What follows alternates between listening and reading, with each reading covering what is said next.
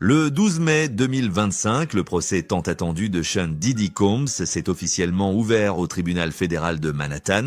Autrefois salué comme un magnate de la musique et des affaires, Combs est aujourd'hui accusé d'avoir dirigé une entreprise criminelle impliquant trafic sexuel, racket et abus sur plusieurs décennies. Dans la salle d'audience, l'ambiance était tendue, pesante. Pas de mise en scène, pas de détour. Le procureur est allé droit au but. Dès l'ouverture du procès, il a présenté une vidéo de surveillance datant de 2016. Sur ces images choquantes, on voit Combs agressant violemment sa compagne de l'époque, la chanteuse Cassie Ventura, la traînant au sol dans le couloir d'un hôtel, la frappant avec une brutalité qui a glacé toute la salle. Le lendemain, 13 mai, lors du deuxième jour du procès, Cassie Ventura a pris la parole. Enceinte de 8 mois, elle s'est avancée à la barre, le visage grave mais déterminée à enfin briser le silence. Elle a décrit avec émotion les 10 années passées sous l'emprise de Combs. Elle a raconté comment il contrôlait chaque aspect de sa vie, sa carrière, ses relations, jusqu'à sa façon de s'habiller, une vie transformée en prison. Mais ce n'est pas tout. Cassie a révélé un côté de Combs que le public n'imaginait pas.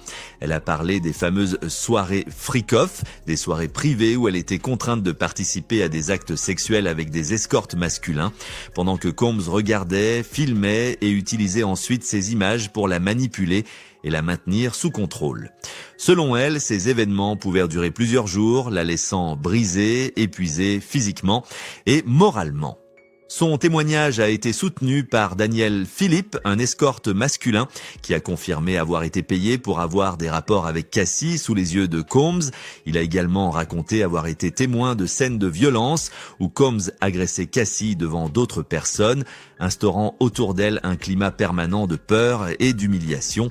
Un autre témoin clé, Israël Flores, ancien agent de sécurité d'un hôtel, a lui aussi livré un témoignage accablant. Il a raconté comment, en 2016, après avoir vu Combs frapper Cassie, ce dernier aurait tenté de le corrompre en lui proposant une importante somme d'argent pour qu'il garde le silence. Flores a refusé. Malgré les pressions, il est resté fidèle à son témoignage. Face à ces accusations, la défense de Combs a admis certains comportements violents, mais a insisté sur le fait que toutes les relations décrites étaient entre adultes consentants. Pour les avocats de Combs, il s'agit d'une affaire privée déformée par le besoin de scandale, porté par des personnes cherchant à soutirer de l'argent. Mais le procureur a rappelé que Cassie n'était pas une exception. Depuis que son affaire a été rendue publique, des dizaines d'autres femmes ont pris la parole, décrivant les mêmes schémas d'abus, de coercition et de manipulation orchestrée par Combs. À l'extérieur du tribunal, la réaction du public est divisée. Certains fans de Combs continuent de le défendre, tandis que d'autres réclament justice et vérité. Les médias, eux, suivent chaque développement, amplifiant le débat autour de la responsabilité des puissants et des abus systémiques dans l'industrie musicale.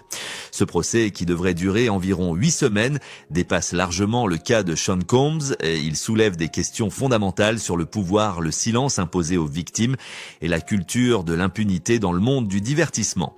Si Sean Diddy Combs est reconnu coupable, il risque une peine minimale de 15 ans de prison avec la possibilité d'une peine à perpétuité. Mais au-delà de la sentence, c'est toute une industrie qui tremble, contrainte de regarder ses démons en face. Dans cette salle d'audience, la voix de Cassie a brisé le silence. Une voix qui pourrait bien faire tomber un empire. Quelles que soient les issues judiciaires, une chose est désormais certaine. Le voile est levé et les victimes refusent de se taire. Cassie a ouvert une brèche dans l'armure d'impunité de Sean Combs et peut-être dans celle de toute une industrie. À la prochaine.